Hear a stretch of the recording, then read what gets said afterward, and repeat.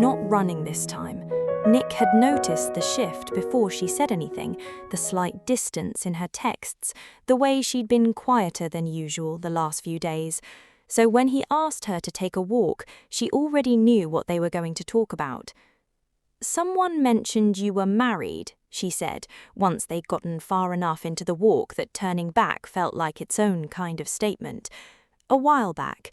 He didn't flinch, but something in his shoulders dropped, like a weight he'd been holding and forgetting to put down. "Yeah, I should have told you that myself." "Why didn't you?" "Honestly, I didn't know how to bring it up without it becoming the whole conversation. It ended badly. I didn't want it to be the first thing you knew about me." He looked at her carefully. "That's not an excuse. I know it isn't." The old version of Ciara wanted to make a joke right here, soften the moment, find the exit. She felt the urge rise and recognized it for what it was, the same reflex her mother had handed down without meaning to, the same bracing she'd spent episode 8 starting to understand. She didn't take the exit. "I'm not asking you to explain the whole marriage right now," she said instead. "I just needed to know why you didn't tell me. And I think I believe you that it wasn't about hiding something from me specifically." "Then where does that leave us?" Ciara thought about it for longer than felt comfortable, and let the silence sit instead of rushing to fill it. "I'm not done," she said finally. "I just need some time to sit with it before I decide what this means. I don't want to pretend I'm fine right this second, just to keep things easy, and I don't want to run either. So I guess we're just here for now." Nick nodded slowly. "I can live with here for now." She didn't block his number that night. She didn't disappear into herself the way she might have a year ago. She just let the conversation end without forcing it toward an answer she didn't actually have yet. It wasn't resolution, but it wasn't retreat either. And for Ciara, that was its own kind of progress. Funny on purpose. Jazz was mid-story about a disastrous client appointment, doing all the voices, fully committed to the bit, when she caught Justin laughing, not politely, not performing it back at her, just genuinely cracking up at the kitchen counter with flour on his hands. She stopped for a second, struck by something small but clear. "Wait," she said, "I'm not even doing the bit right now. Like the performing for you version. I'm just being funny because I think it's funny, and you think it's funny too." "I mean, yeah," Justin said, still grinning. "That's usually how funny works." "No, but..." She tried to find the words for it. "I think I always assumed the funny was a shield. Like, if I stopped being entertaining, there'd be nothing left worth sticking around for. So I never really let myself enjoy being funny. I was just using it." Justin set down the spoon he'd been holding and looked at her properly. "Jazz, you don't have to be funny to be worth sticking around for. You know that, right? I've told you that."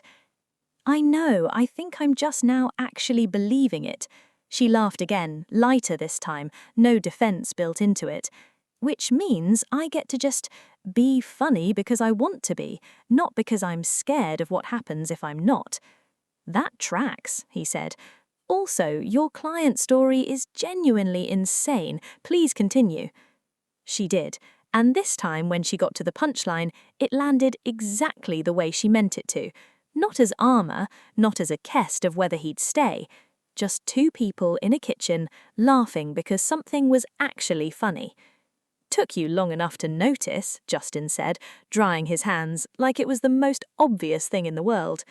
"Yeah, it really did." She didn't feel exposed saying it. For once, she just felt like herself. The surprise of not missing them.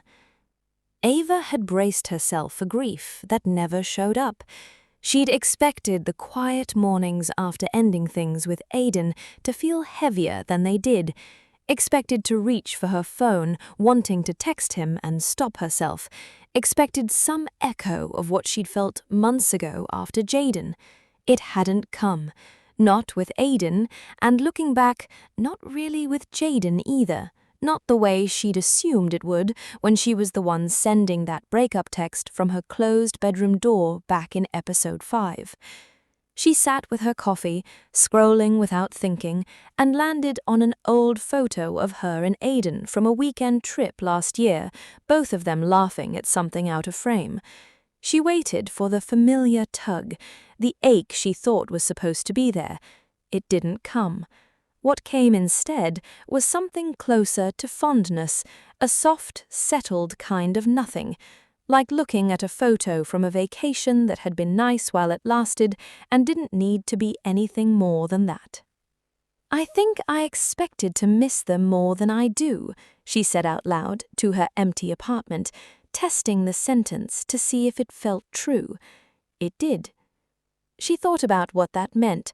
Not that the relationships hadn't mattered exactly, they had in their own way at the time, but maybe she'd spent so long managing how things looked, choosing the safe option and dressing it up as good, that the actual loss of either relationship didn't carry the weight she'd been bracing for.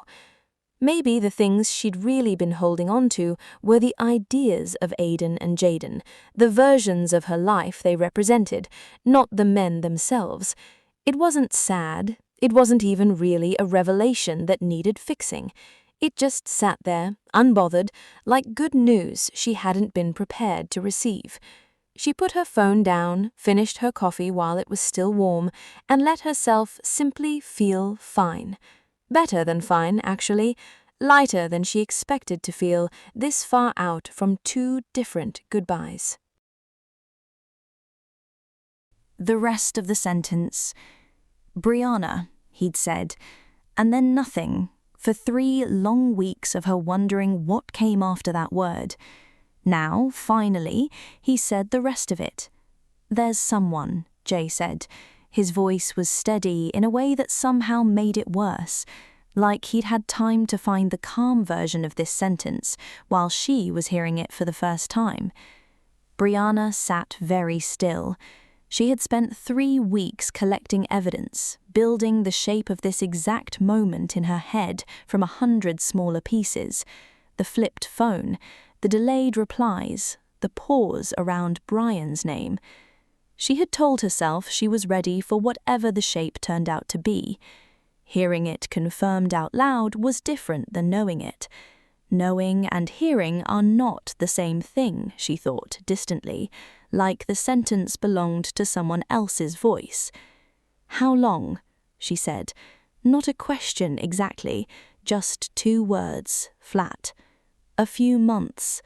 She nodded once, the way you nod at information rather than at a feeling.